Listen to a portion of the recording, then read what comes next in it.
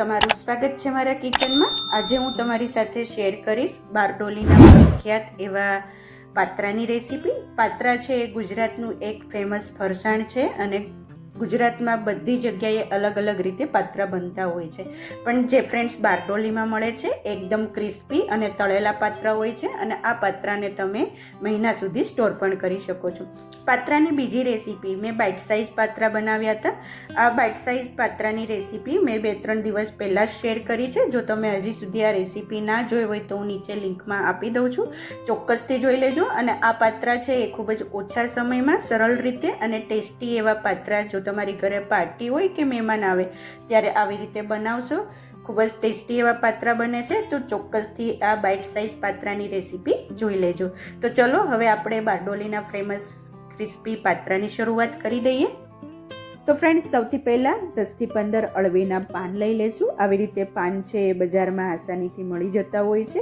ઘણા લોકો પોતાના ખેતરમાં કે ઘરના આંગણામાં વાવતા હોય છે।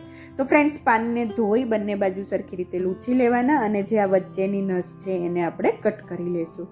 આવી રીતે નાઇફની મદદથી હળવા હાથે આપણે નસને કટ કરી લેશું અને નીચેનું પાન કટ ના થઈ જાય એનું ધ્યાન રાખશું।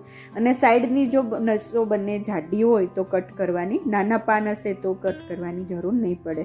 1 બાય 1 બધા જ પાનને આવી રીતે આપણે રેડી કરી દઈશું। સરખી રીતે બધા જ પાન રેડી થઈ ગયા છે, ધોઈ લીધા છે, બંને બાજુ સરખી રીતે લૂછી લીધા છે અને વચ્ચેથી નસો કાઢી લીધી છે। હવે એનું બેટર બનાવી લઈએ। બેટર બનાવવા માટે સૌથી પહેલાં એક બાઉલની અંદર 2 ચમચી આંબલીનો પાવડર એડ કરી દઈશું, 2 ચમચી ગોળ એડ કરી દઈશું। જો આંબલીનો પાવડર ના હોય તો આંબલીના 2 થી 3 ટુકડા એડ કરી દેવાના। 1 કપ પાણી એડ કરી સરખી રીતે ગોળ અને આંબલીને મિક્સ કરી દઈશું અને 10 થી 15 મિનિટ આ આંબલી અને ગોળને પલળવા માટે સાઈડમાં મૂકી દઈશું। હવે એક બાઉલની અંદર 2 કપ ચણાનો લોટ એડ કરી દઈશું અને 1 કપ આપણે ચોખાનો લોટ એડ કરશું। ચોખાના લોટથી તળતી વખતે પાત્રા એકદમ ક્રિસ્પી અને ક્રન્ચી બનશે।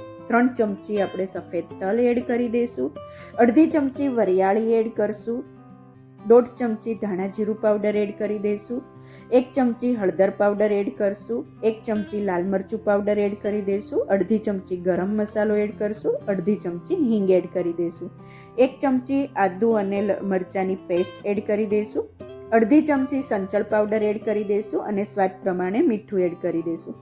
સરખી રીતે બધા જ મસાલાને મિક્સ કરી દઈશું અને હવે આ લોટની અંદર આપણે જે આંબલી અને ગોળ પલાળીને રાખ્યા હતા એનું 1 કપ જેટલું પલ્પ થયો છે, એટલે એને આપણે ધીમે ધીમે લોટની અંદર એડ કરતા જશું અને મિક્સ કરતા જશું।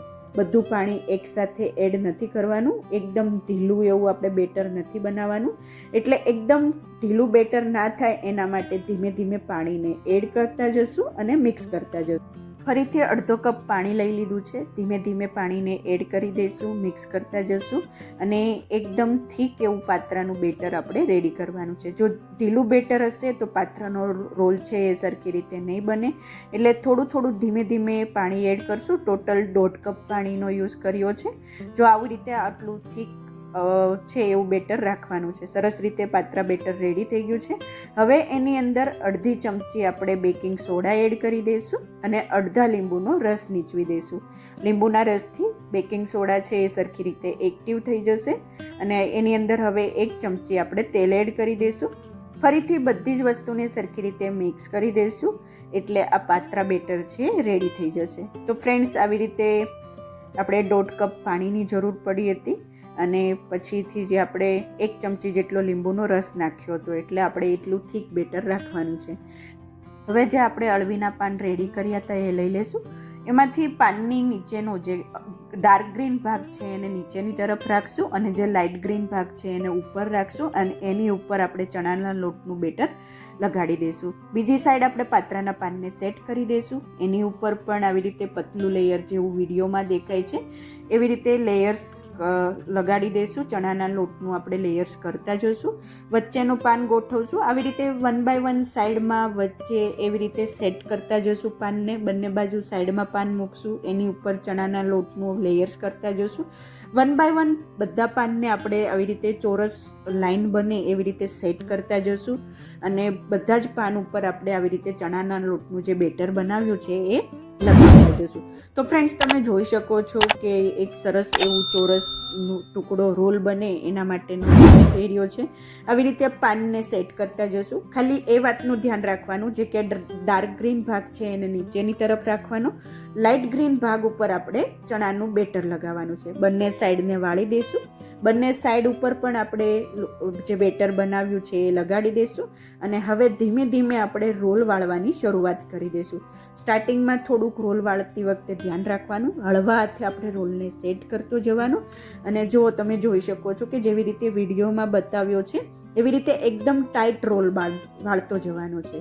જો રોલ થોડોક ઢીલો હશે, ટાઈટ નહીં હોય તો તળતી વખતે પાત્રા છે એ છૂટા પડી જશે. એટલા માટે રોલને હળવા હાથે વાળતો જવાનો અને ટાઈટ કરતો જવાનો. જો વધારે પડતું ઢીલું બેટર હશે તો લોટ બહારું નીકળી જશે, થીક બેટર હશે તો લોટ છે એ ઓછા વધુ થશે. એટલે લોટની જે થિકનેસ છે, જે બેટર છે એ સરખું હોવું જોઈએ. હવે ધારવાળી છરી લઈ આવી રીતે આપણે તમને જે સાઈઝની થિકનેસ જોતી હોય એ પ્રમાણે પાત્રાને કટ કરી લેવાના. કટ કરીને રેડી થઈ ગયા છે. હવે આ પાત્રા છે એ તળવા માટે રેડી છે. હવે એક વાસણની અંદર તેલ ગરમ કરવા મૂકી દઈશું અને ધીમે ધીમે બધા જ પાત્રા જે કટ કરીને રેડી રાખ્યા છે એને આવી રીતે તેલની અંદર એડ કરી દઈશું. ટચ નથી કરવાનું, જાતે તળાઈ જશે એટલે પાત્રા ઉપર આવી જશે. જો એને તમે હલાવશો તો ક્યારેક છૂટા પડવાના ચાન્સ રહે છે. જો તમે જોઈ શકો છો કે એક બાજુ પાત્રા તળાવા લાગ્યા છે એટલે જાતે જ ઉપર આવી રહ્યા છે. હવે આપણે આ પાત્રાને પલટાવવાના છે. ધીમે ધીમે આપણે જારાની મદદથી પાત્રાને આવી રીતે પલટાવી દઈશું. ગેસની ફ્લેમ છે એ મીડિયમ ટુ લો રાખશું. ધીમા ગેસે આ પાત્રાને આપણે તળવાના છે એટલે એકદમ ક્રિસ્પી એવા પાત્રા તળાશે. જો હાઈ હશે ગેસની ફ્લેમ તો પાત્રા છે એ અંદરથી કાચા રહેશે.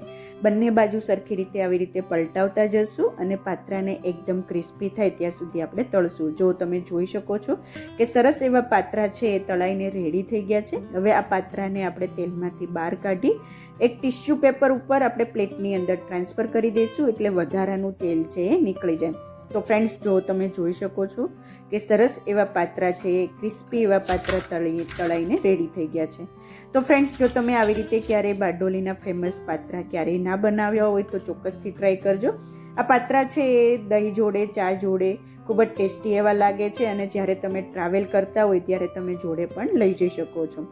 તો ફ્રેન્ડ્સ, જો તમને મારી આ રેસીપી પસંદ આવી હોય તો પ્લીઝ લાઇક કરજો, તમારા ફ્રેન્ડ્સ અને ફેમિલી સાથે શેર કરજો, સબસ્ક્રાઈબ કરજો જેથી તમને મારી નવી નવી રેસીપીઓનું નોટિફિકેશન મળતું રહે. Thank you for watching. ફરીથી મળીએ એક નવી રેસીપી સાથે. ત્યાં સુધી બાય બાય.